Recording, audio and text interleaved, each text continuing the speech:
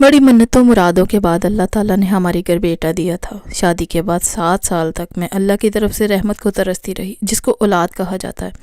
کس کس در پر نہ بھٹکی، حکیم، ڈاکٹر، پیر، فقیر، کسی کو بھی نہیں چھوڑا۔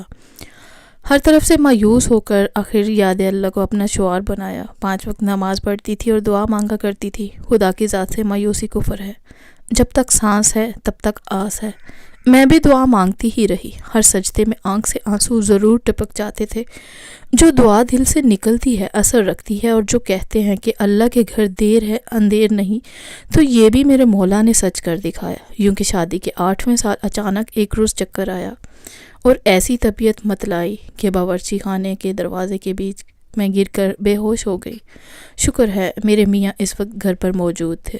انہوں نے فوراً مجھے گاڑی میں ڈالا اور اسپتال لے گئے۔ خود ان کے ہاتھ پاؤں پھول گئے تھے کہ نہ جانے میری بیوی کو کیا ہو گیا ہے۔ ہو سکتا ہے کہ مرگی کا دورہ پڑا ہو۔ لیکن جب لیڈی ڈاکٹر نے یہ خوشخبری سنائی کہ آپ کی بیوی امید سے ہیں، تو میرے میاں شادی مرگ سے دوچار ہوتے ہوتے بچے۔ پھر کیا تھا، اجڑے چمن میں بہار آ گئی۔ دن گنے جانے لگے کہ کب وہ ساتھ آئے جب گھر میں بچے کی رونق کی پہلی آواز سنائی دے اور ماں باپ، دادا دادی کے دل پھولوں کی طرح کھل اٹھے۔ مہینوں پہلے سے نام تجویز ہونے لگے۔ میرے میاں ماں باپ کے اکلوتے بیٹے تھے۔ اس گھر کا نام لیوا اب آنے والا تھا۔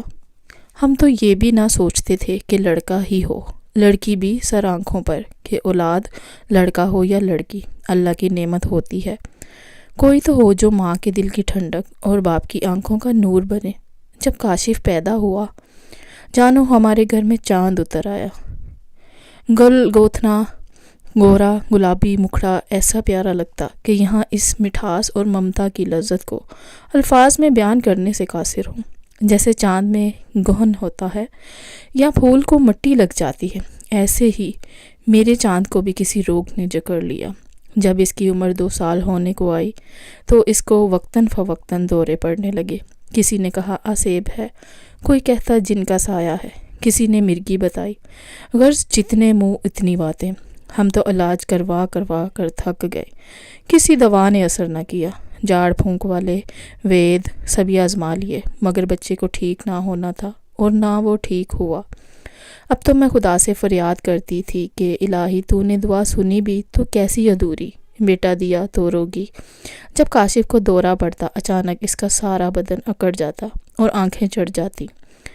معصوم مکھڑے پر ایسا کرب ہوتا کہ دیکھا نہ جاتا۔ میرا اور اس کی دادی کا تو کلیجہ منہ کو آنے لگتا۔ ایک دن میرے بیٹے کو اچانک دورہ پڑا تو اس کی حالت غیر ہو گئی۔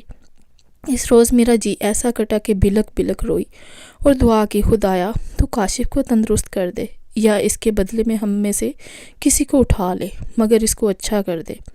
جانے کیسی قبولیت کی گھڑی تھی۔ کاش دعا کرنے سے پہلے ذرا تو سوچ لیا ہوتا، مگر مجھ نادان نے ذرا بھی نہ سوچا کہ اس کا کیا نتیجہ ہوگا۔ ابھی کاشف کو پالنے میں لٹا کر اور آنسو پونچھ کر اٹھی ہی تھی کہ دروازے پر دستک ہوئی۔ در کھولنے سے قبل میں نے پوچھا، کون ہے؟ صدا آئی، گدا گھرنی ہوں بی بی، مجھ ملنگی کے کشکول میں تھوڑا سا آٹا ڈال دو، اللہ تمہاری پریشانی دور کر دے گا۔ میں اس وقت بڑی دکھیاری ہو رہی تھی۔ دل میں تو بس ایک ہی مراد تھی کہ میرا بیمار بچہ صحت یاب ہو جائے۔ میں نے در کھولا اور اس فقیرنی کے کٹورے کو آٹے سے بھر دیا۔ اس نے میرا اترا ہوا چہرہ دیکھا تو بولی، کیا تم کو کوئی بڑی پریشانی ہے؟ مجھے بتاؤ، تیری بامرادی کے لیے خاص دعا کروں گی۔ میں نے اسے بتایا کہ میرا بیٹا بیمار ہے، دعا کرو کہ وہ ٹھیک ہو جائے۔ کا علاج کروایا ہے؟ ہاں، کئی ڈاکٹروں کو دکھایا، مگر کوئی دوا اثر نہیں کرتی۔ ذرا ایک جھلک تم مجھے اپنے بچے کو دکھاؤ گی؟ سامنے جھولے میں کاشف لیٹا تھا۔ اس نے میرے بچے کے چہرے کو غور سے دیکھا، پھر کہنے لگی، یہ ایک ایسی بیماری ہوتی ہے جو 1000 میں کسی ایک بچے کو ہوتی ہے۔ اس کا کان چھدوا کر بالا ڈلوا دو، اور میرے پاس ایک دوا ہے، ذرا سی، بس تنکے پر رکھ کر دن میں ایک بار اپنے دودھ میں حل کر کے پلا دیا کرو۔ 7 دن میں تمہارا بچہ ٹھیک ہو جائے گا، مگر یاد رکھنا دعا بس اتنی ہی تھوڑی لینی ہے جو مقدار میں نے بتائی ہے، اس سے زیادہ ہرگز مت دینا۔ میں 7ویں روز آؤں گی، تمہارا بچہ بھلا چنگا ہو جائے گا۔ میں ٹوٹے دل کی ممتا ماری اس ملنگنی کے آسرا دینے سے خوش ہو گئی اور اس سے دوا کی پڑیا لے لی جس میں کوئی سفوف تھا اور اسے کچھ رقم بھی دی. کہا کہ اگر بچہ تندرست ہو گیا تو انعام بھی دوں گی. میں سمجھی کہ میرے گھر اس وقت فقیرنی نہیں کوئی رحمت کا فرشتہ آ گیا ہے.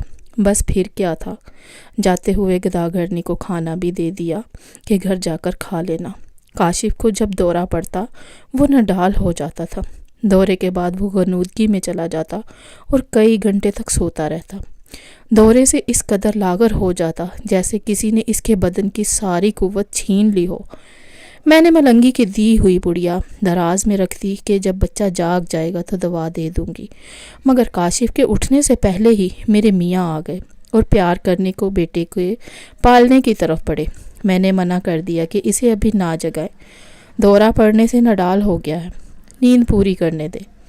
پھر میں نے خوشی خوشی ان کو آج کی بات بتائی کہ ایک فقیرنی آئی تھی، ایک پڑیا دے گئی ہے، کہتی تھی اس کو تنکے پر رکھ کر ذرا سی کھلا کر اپنا دودھ پلا دینا، یہ ٹھیک ہو جائے گا.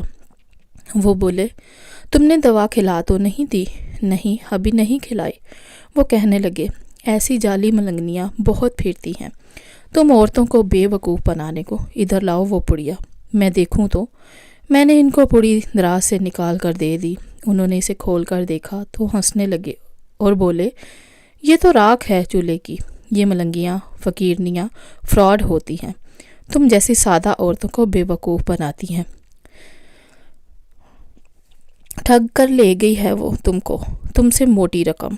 ہاں لے تو گئی ہے کچھ روپے ٹھیک ہے. اب دیکھو میں اسے چکھتا ہوں پھر تم بھی چکھ کر دیکھ لینا، یہ چولہے کی راکھ کے سوا کچھ نہیں ہے. یہ کہہ کر انہوں نے اس پڑیا کو منہ میں ڈال کر پورا سفوف نکل لیا اور اوپر سے پانی پی لیا. میں نے پڑیا کو ہتھیلی میلی پر جھاڑا اور جو تھوڑا تھوڑا سا سفوف اس میں لگا تھا چٹکی پر زبان پر رکھ کر چکھا تو واقعی راکھ جیسا ہی ذائقہ تھا. اکرم سفوف نگل کر لیٹ گئے، کہنے لگے کہ تھک گیا ہوں، ذرا آرام کر لوں تو کھانا کھاؤں گا. چند منٹ لیٹے رہے پھر غنودگی میں چلے گئے. میں سمجھی دفتر سے تھک کر آئے ہیں، نیند آ گئی ہوگی. کاشف اٹھ گیا تھا. میں نے اس کو دودھ پلا کر ساس کو تھما دیا اور کھانا گرم کرنے لگی. کھانا لگایا اور میاں جی کے پاس آ گئی. انہیں آواز دی کہ اکرم اٹھ جائیں، کھانا کھا لیں، 2 گھنٹے سے سو رہے ہیں، اب تو مغرب ہونے لگی ہے. مگر وہ نہ اٹھے تو مجھے عجیب سا لگا. میں نے ان کو ہلایا جھلایا تو جسم بے جان اور روح پرواز کر گئی تھی. روح بدن میں ہوتی تو جواب دیتے. ان کا منہ بند تھا، آنکھیں بھی بند تھی، بس تھوڑا سا خون ناک سے نکلا تھا. جسم تو برف کی سل کی طرح ٹھنڈا پڑ چکا تھا اور ہونٹ نیلے پڑتے جا رہے تھے. یا اللہ کیا ماجرا ہے. میں کلیجہ تھام کر رہ گئی. ساس کو آواز دی. اتنے میں سسر صاحب بھی دکان سے آ گئے.